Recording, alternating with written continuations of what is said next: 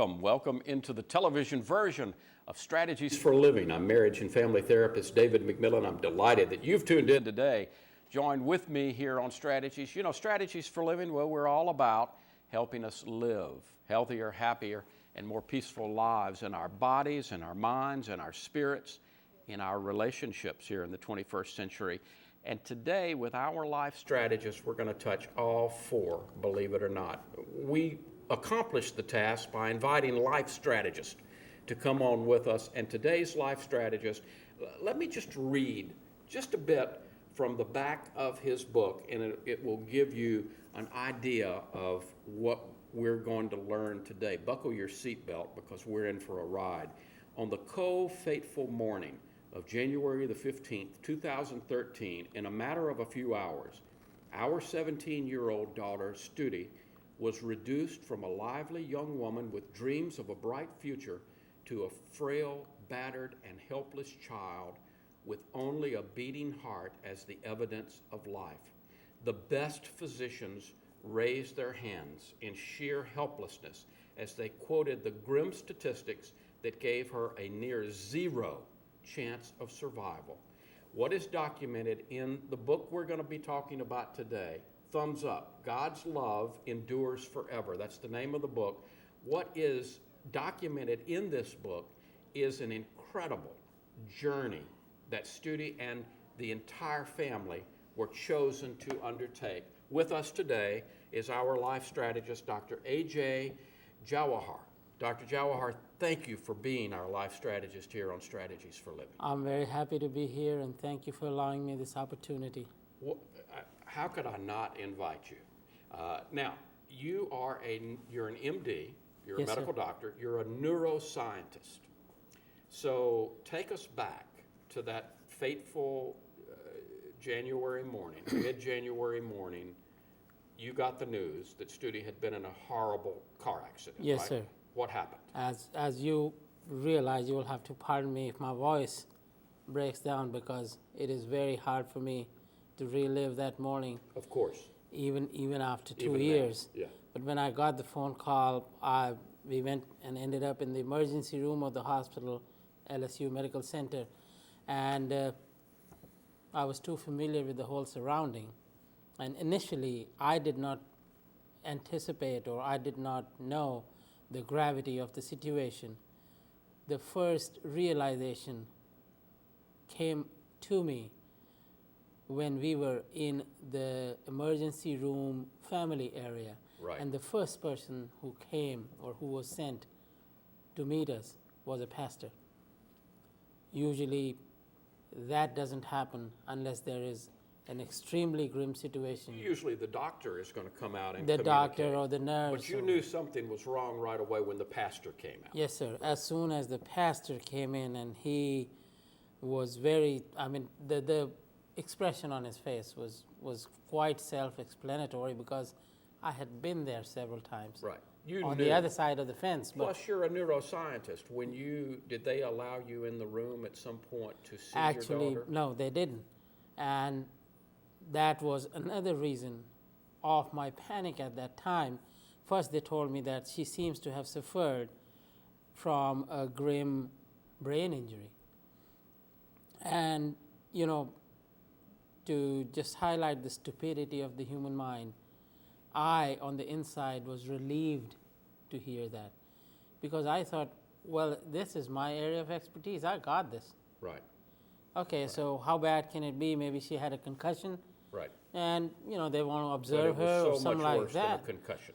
And then, of course, I had worked at LSU Medical Center, which Right. is University Health now, and I worked at the Department of Neurosurgery Of as an course. assistant professor. Yes. So I knew all the faculty there. My first instinct was I called the chief of neurosurgery there, and I said, look, my kid has been in an accident. And he said, I'll be there in about 15 minutes. I'm stuck in the traffic. It was one of the worst weather days, if you remember. And he said, I'm stuck in the traffic. I'll be there in 15 minutes. We got this. Yeah. And I was relieved. And then I waited, and the chief showed up, and by that time they had shifted her to the intensive care unit. And he told me, he said, well, let me go look at her, do a quick exam, and then we should be able to discuss what we need to do. And I thought I'd done. You were relieved for a moment. Relieved. Yeah. And I remember that minutes turned into an hour and a half later, I saw, and I can vividly relive that scene. The whole ICU corridor was completely abandoned. There was nobody. My wife was inside the waiting room, and I was just, walking up and Pacing down. up and down. Pacing Yeah, up and sure, down, sure. waiting for the chief. And then from the far off, that corridor is about 50 feet long, and from the far off, I saw the chief coming towards me. And two things I noticed immediately. One was that he was walking towards me, but it was clear that he did not want to come to me. It appeared absolutely clear that he was dragging his feet like he had to do something that he did didn't not want to wanna do. Sure. And the second thing was his expression. His expression His expression said it all to you. Yes, sir. And then he came, he's a good friend of mine. So the first thing he did was he hugged me tight. And he said, I am very sorry. Her neurological injury is far more devastating than what we had anticipated. And then he told me, he squeezed my shoulders and he said, I don't need to give you the details. You're a neuroscientist yourself. You're a neurosurgeon. Her GCS is 4. Now, GCS, for the benefit of somebody who wants to know, is what is called as the Glasgow Coma Scale. Yes. And Glasgow Coma Scale Goes from 3 to 15. 3 to 15. And Three- she was a 4. Yes. 3 is a person in a coffin. Right. It never goes to 0. 3 is dead. Right. And 15 is normal like you and I. She was a 4, so she was one step above. Away from being dead. And in my whole life of 15 years as a neurosurgeon or a neuroscientist, I had not remembered a single incidence of somebody surviving a GCS4. Now, you're a man of science, but you're also a man of faith. Oh, I am first a man of faith, and then far further back, I'm a man of science. Did your faith immediately kick in, Dr. AJ? Did it take a while? How did you, because the name of the book says it all. And let's say, Paul Harvey, the wonderful late newscaster, radio newscaster, used to say, the rest of the story.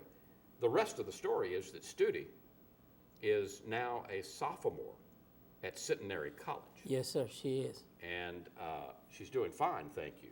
That's the rest of the story. We'll get there. At this point, you can't get lower than a 3. You're in the coffin at a 3. She's a 4 Yes. on this scale. Did your faith kick in right away? It's very, very, very interesting question you asked because, and that's what has been documented in this book too. Right after this, the chief leaves. And now I am left with a formidable task to go and declare it to my wife, Oh, a my mother goodness. who is waiting in the intensive care unit waiting room, anticipating news about her child. And I was given this task to go in and declare to a mother that she may never ever be able to talk to her child again. Now, I've heard you tell this story before, and you were prepping yourself up, and for some reason, when you walked in front of your wife, Exactly. her mother, you meant to say some I words. did not mean to lie her. But there were some words that came out of your mouth that you didn't. They surprised you. Absolutely. What did you say to Mom? That's exactly what happened. Right before going there was no prep required for me because the news was given to me that my daughter probably will not survive. Right. And just in those 2 seconds that took me to get into the ICU waiting room and talk to my wife, I said a sincere prayer and I said, God, please have mercy on me. Please have mercy on me and give me some words. And I went in there, and my wife looked at me, and she said, "What did the doctor say?" The question was, what did the doctor say? She didn't say, "What do you think?" or whatever. Yeah. And the words that came out of my mouth was, "She is going to be all right." I did not want to lie to her, and I bit my tongue right away.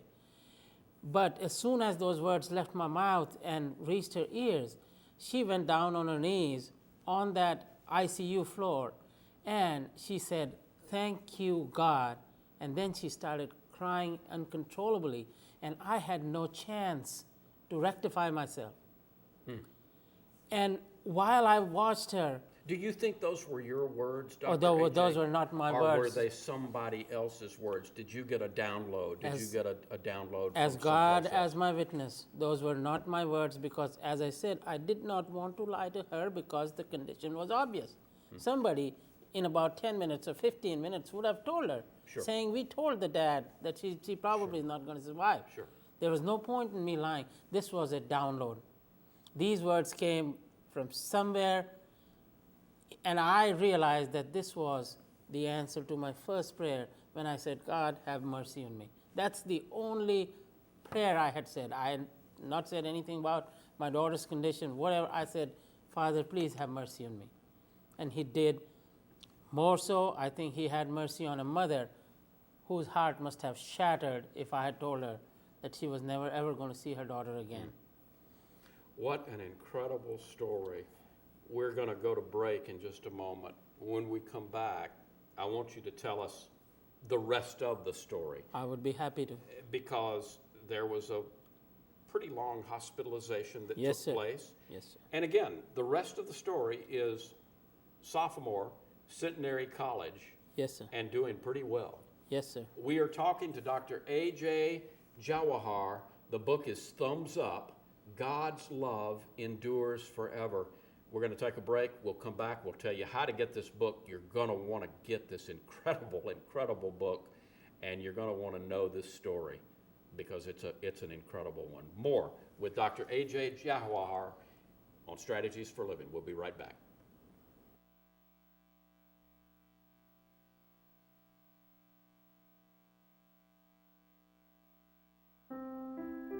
My relationship with music started when I was about 6 years old.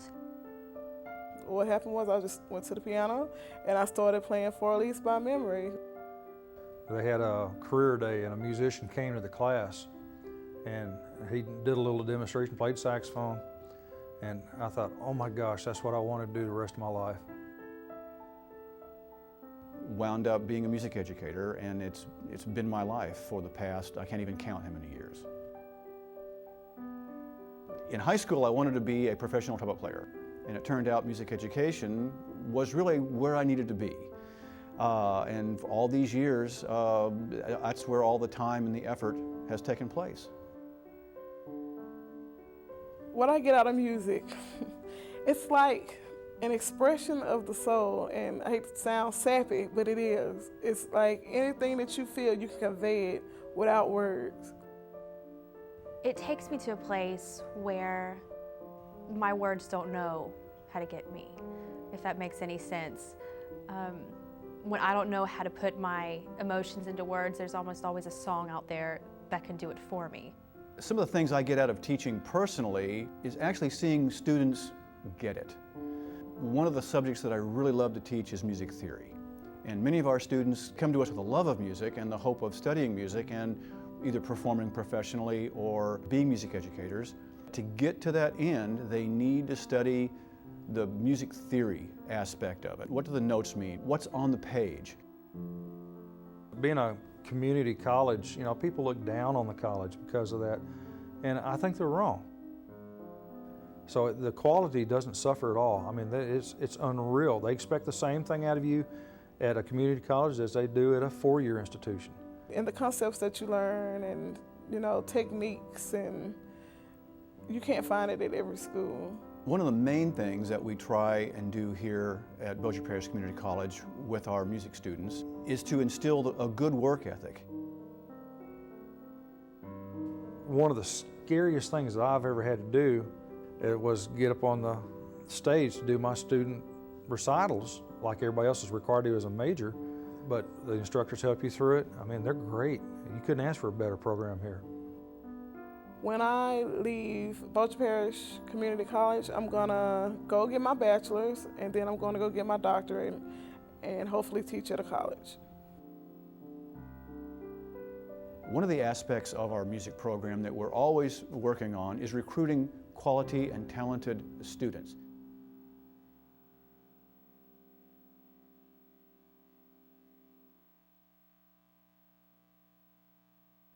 And welcome back into the television version of Strategies for Living. Of course, you're watching Strategies for Living today, but you know, you can listen to Strategies for Living where? Well, where this whole thing started. News Radio 710 Keel, Sunday mornings, 9:05 to 10, and you're going to be a life strategist soon, maybe next Sunday on our radio program, so I'm looking forward to that. You can also find us at www.strategiesforliving.com, and you can read us in the Shreveport Times every Wednesday in the Voices section. Dr. A.J. Jawahar is our life strategist today. What an incredible story. The book is called Thumbs Up, God's Love Endures Forever. If you live in Shreveport, Bossier City, you know the story of Studi. You've heard it, and you've heard that it's incredible. Now there's a book that documents it. But it goes so far beyond documenting what happened.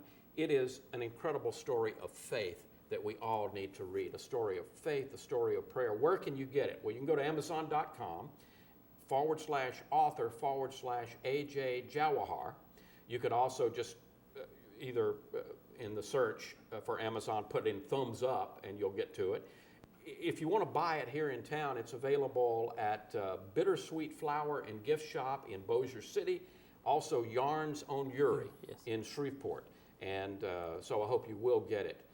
Get a copy of this book.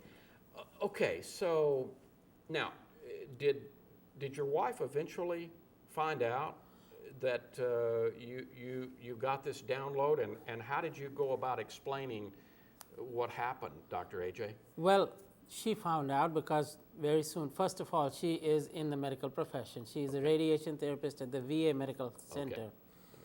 So she knows a little of this stuff too. So, yes. Yeah. And so, you know, about 30 minutes later, we were called back to first time visit with Studi in her intensive care unit room.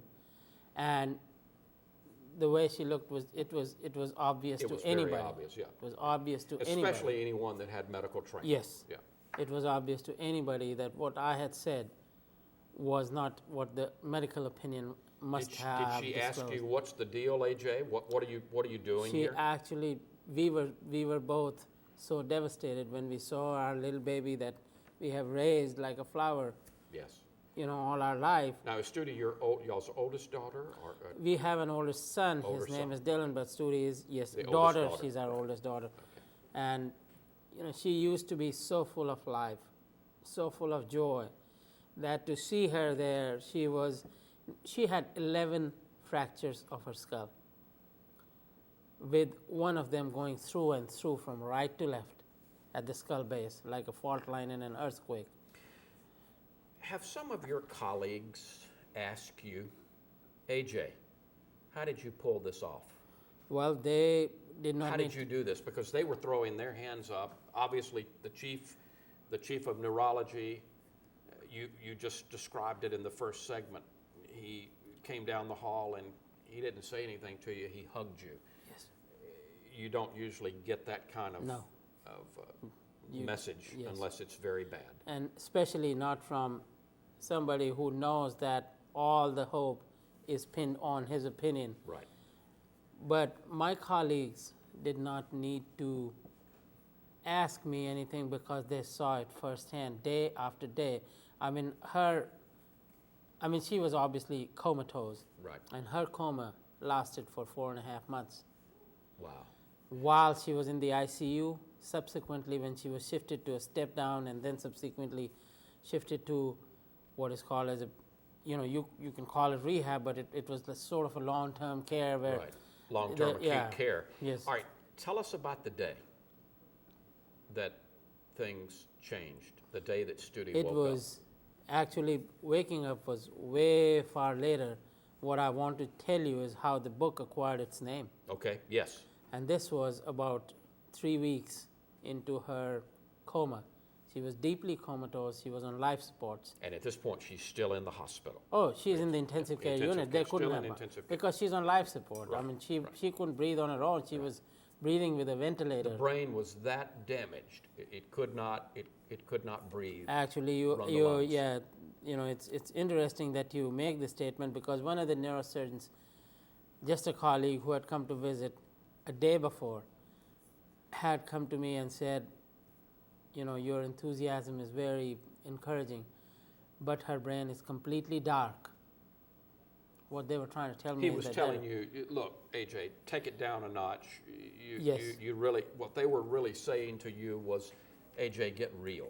yes, they were Okay. trying to tell me that soon How I would did you have. meet that kind of, I did not say anything. I always thanked them yes, for their concern and their opinion and didn't say anything. I did not contradict them.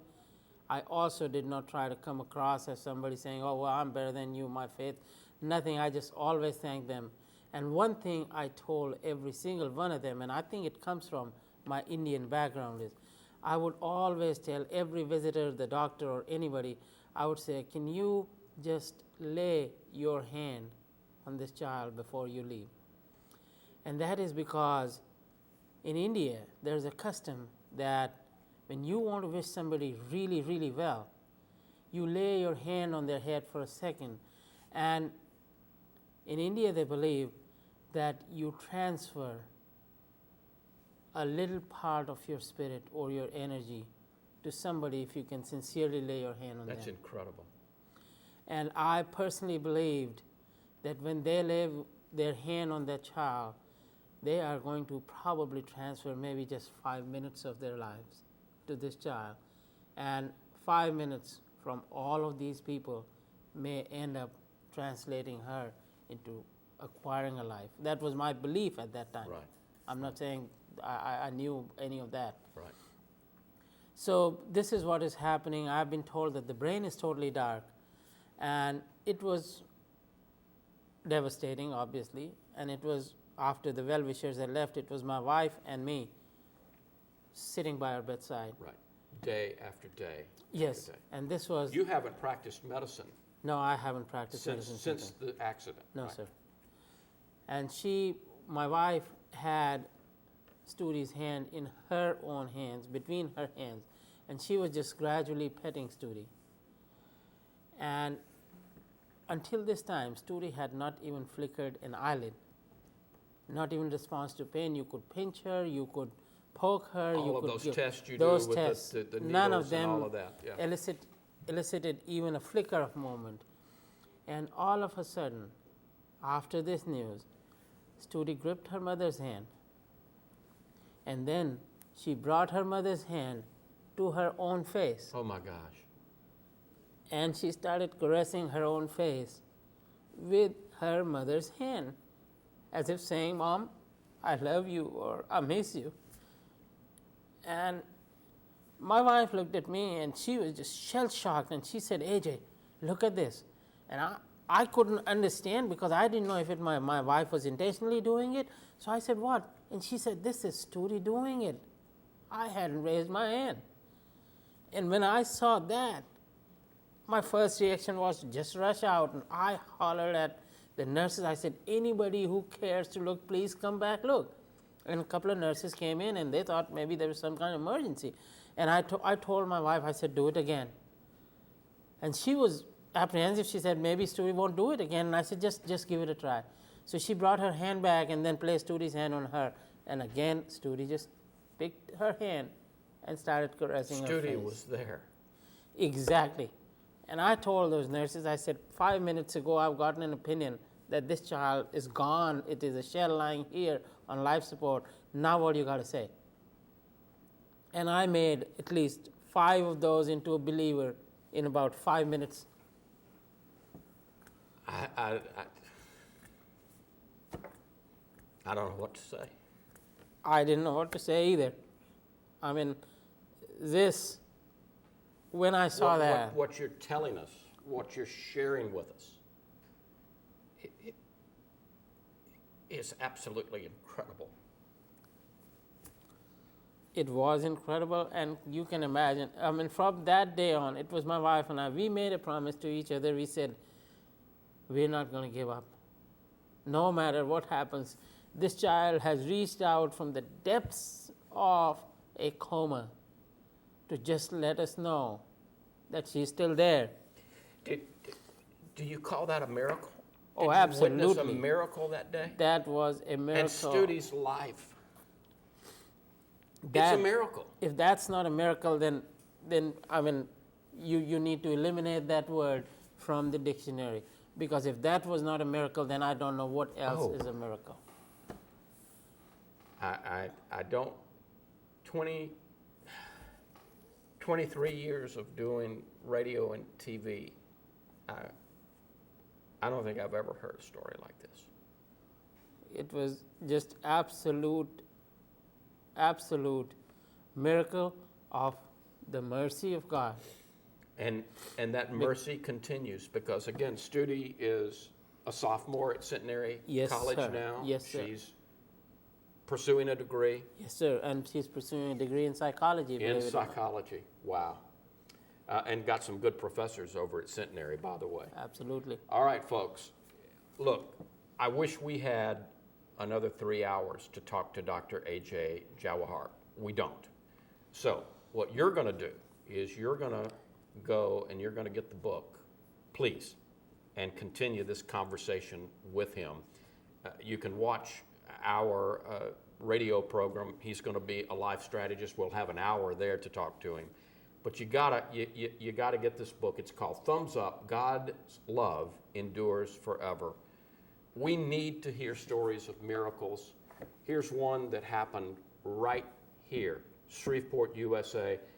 They're a lot more prevalent than we think they are. So when one happens this close to home, we got to know about it, and I hope you will.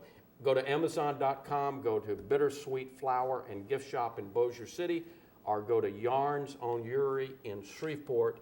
Dr. A.J. Jawahar, in the 24 years I've done this program, by a long shot, your story is the most incredible story I've ever heard. Thank you for being our life strategist Thank you today. for giving me this opportunity. You've got an open invitation anytime you want. And maybe the next time you come back, Studi will come with Oh, you. absolutely. All right. Absolutely. Folks, you gotta get the book. Thumbs Up, God's Love Endures Forever. Amazon.com, Bittersweet Flowers and Gifts in Bossier, Yarns on Uri in Shreveport. Until next time, for Dr. A.J. Jawahar, I'm marriage and family therapist David McMillan. We'll see you right here on Strategies for Living.